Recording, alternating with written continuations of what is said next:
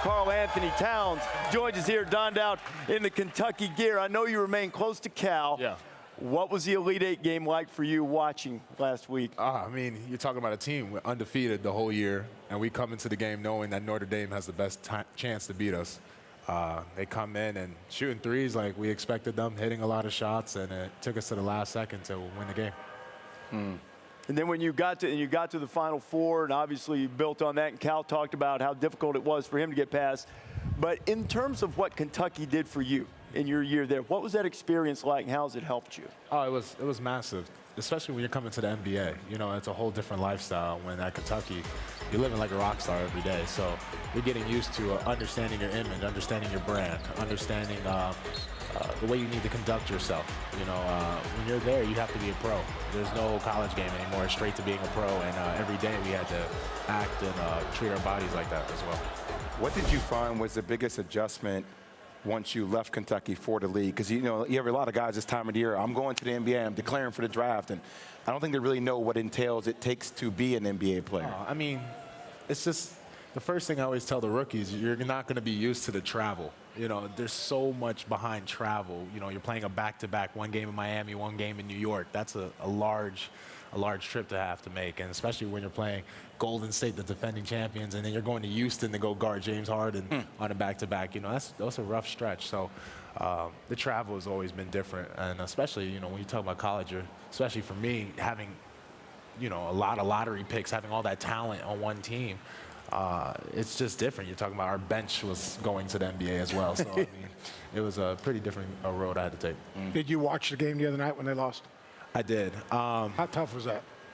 I felt bad for them because I talked to Cal, we talked off the air about it, how I told him everyone this year is beatable. And it's not about winning by 15, 20 and proving on this and that. You just need to win by one, survive in advance. So I told him that. I felt bad for the kids because I felt that they wanted it bad. They played hard, and they played together, and to the last second, just came up a little short. Well, when you hear the term one and done, it seems like that's become a pejorative and this negative thing. Does that bother you when you hear that, when people talk about one and done as being a negative? When you guys go to college, at least in your case, you go to college, you were the model citizen, model student. And then you leave, you have an opportunity to do something great, and it's looked upon by some people as being a negative. I don't get it, because for me personally, I look at not only my situation, but a lot of kids' situation. You're coming into college, you're highly touted to be a top pick in the NBA draft, and you have a chance to change not only your life but your family's life. A lot of us come in from, you know, adversity and having you know, not the money we want to have in life, especially for our father and mother. So why not go to college? We go to college, we do as much as we can for that institution. Do everything we possibly can for that for the program, and then you know, have a chance to change our lives forever. I wouldn't trade that in for the world, and especially with the way it is now, these colleges, especially the colleges we go to, Duke, Kentucky's, they're so great about accepting their alumni back to garner their you know, their education.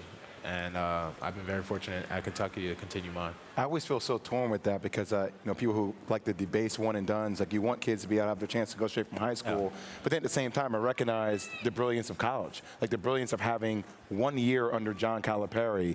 How did that help you be better prepared for your next step in the league? I mean, we're talking about learning under a Hall of Fame coach. I mean, I was learning things that I didn't know.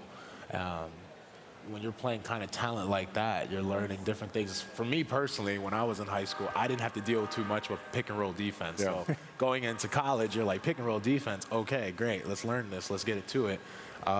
It felt like more for me being at Kentucky was my rookie year in the NBA. You know, the talent I was playing against every single day, Dakari Johnson, Marcus Lee, Willie Cauley-Stein, having the guard on pick and roll, Devin Booker, who's on fire right now. What's it like being the greatest player from your high school? Don't do that. Don't do that. You know, don't do that. St. Joseph's Metuchen High School, New Jersey. I'm the second pick again. The greatest player ever there, and it's not even close. I agree with that, actually. It takes, you know. Hey, I'm asking a question here. You know, it's. You know, you just got to show these guys, you know, from before how you got it done, and hopefully they can follow by. Your experience at Kentucky, I'd be interested. They're going to be in a couple of years, guys, going to go right from high school right to the league. Yeah. And you talk about opportunities that are going to be presented to them at an earlier age. Yeah.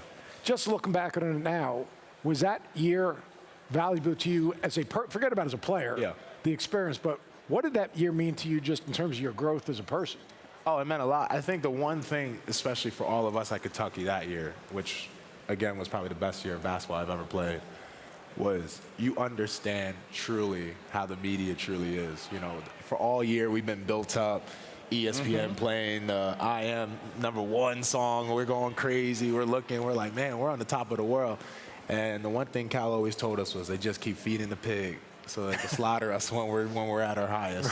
And you know, we knew what it was, but the thing was, there's so much to learn from that year mentally as a professional.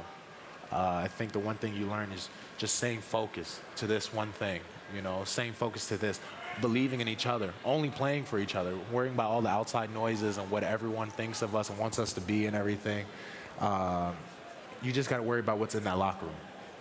And it's easy to say when you're in high school and you're the man and everyone can't come close to beating you and you're getting 40 points a night, but when you're averaging 9 and you're playing 18 minutes, Yeah. that's a lot of trust you have to have in your teammates because you're used to being the guy. And we made a big sacrifice, every single one of us on that team, of dividing our minutes in half so everyone could play equally and we all could have a chance to shine. And by the way, I'm ashamed of Billis and Seth and Jay Will for acting like that. Those media members. They love you until they hate you until they love you. Exactly. 100.